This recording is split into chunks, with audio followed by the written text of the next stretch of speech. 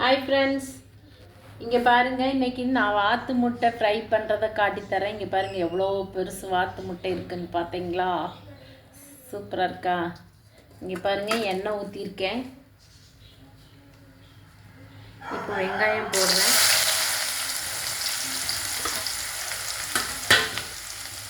அடுத்தது பச்சை மிளகாய்.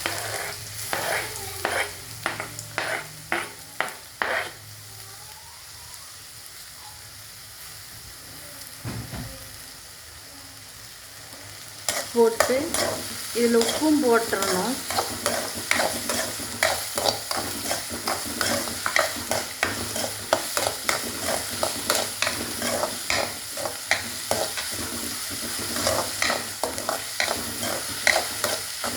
நல்லா வதக்கணும்.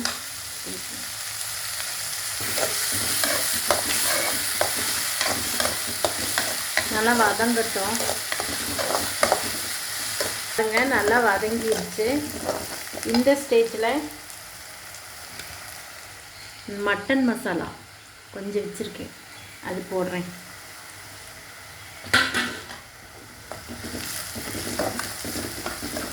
ஸ்டவ் கம்மி பண்ணி வச்சுக்கோங்க கொஞ்சம், அது வதங்கட்டும். பாருங்க, நல்லா வதங்கிடுச்சு. ஒரு தக்காளி பாருங்க, ஒரே ஒரு தக்காளி, சின்ன தக்காளி.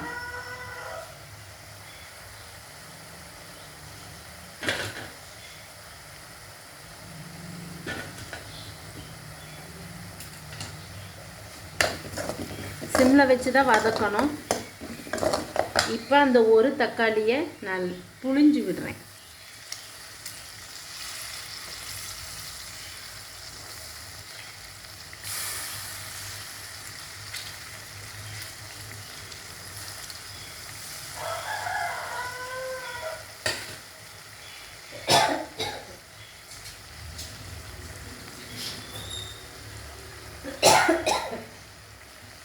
புழிஞ்சிட்ருக்கேன். இப்போ கொஞ்சம் ஸ்டவ் ஸ்பீட் பண்ணிவிட்டு வதக்குவோம்.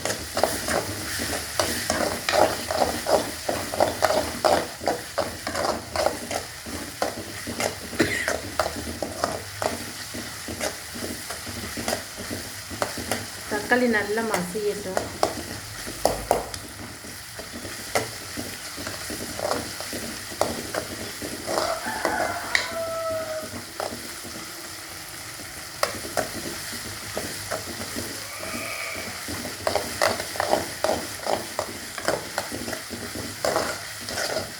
பாருங்க, நல்லா மசிஞ்சிருச்சு.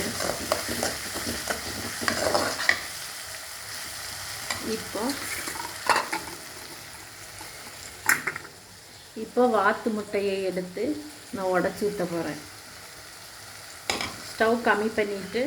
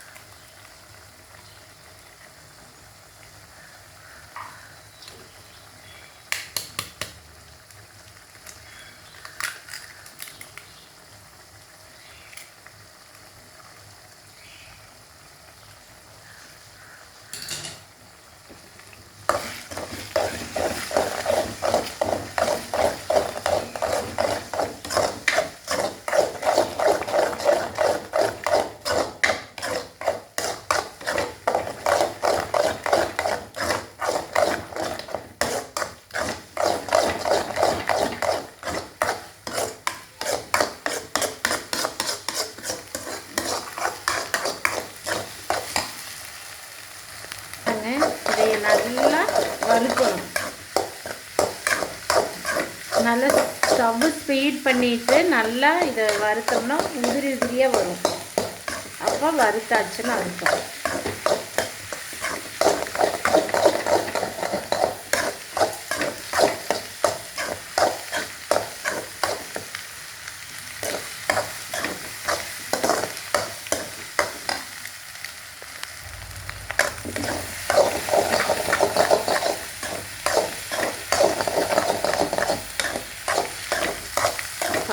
நல்லா வறுத்தாச்சு.